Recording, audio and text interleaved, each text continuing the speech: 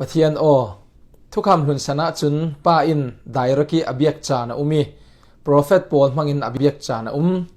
fapa Jisu Christ sana chun maton rauri in anbia atu thrau thiang hlim chan khala pathian o hi kan thei lai adu lo zongi kan nun chana adu nak in thei tar thawi chui pathian o kan thei nak ding sanga chun ti sa nak tan san atuli kei ma hi jiang man lo men ka si ti pathian mai kai pha ni mok nak le ana tam sini kan tuan le boy pai o hi kan hna in thei tar ring lai si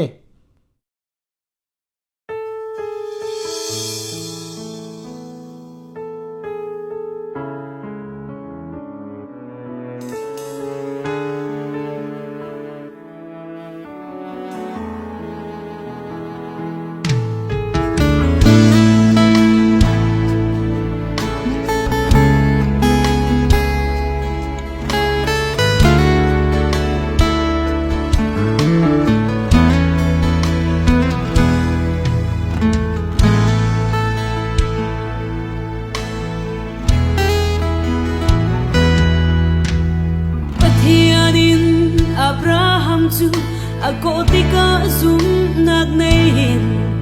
a fe soaki au na lotin athu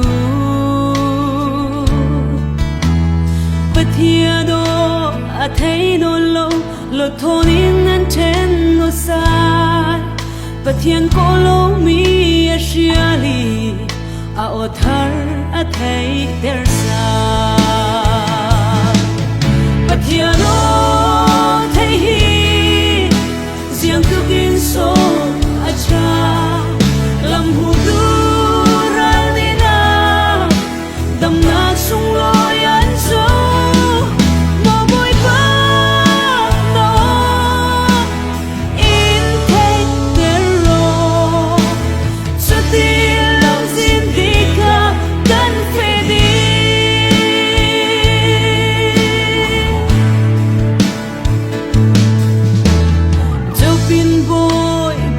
Maya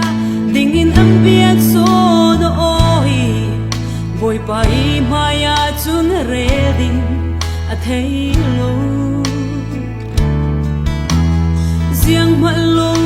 kasitim boy pa chu ngay dam madi ziang malo kasiti thei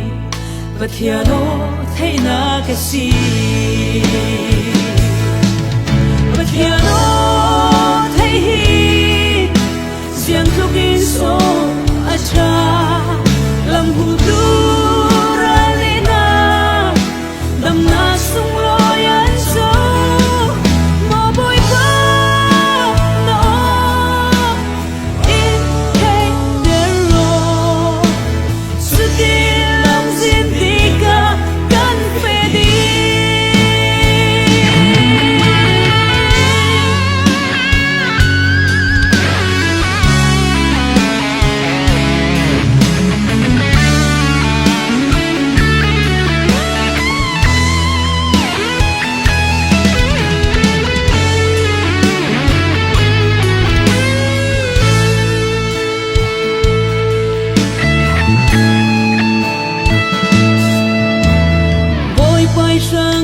Thì tiếng ngami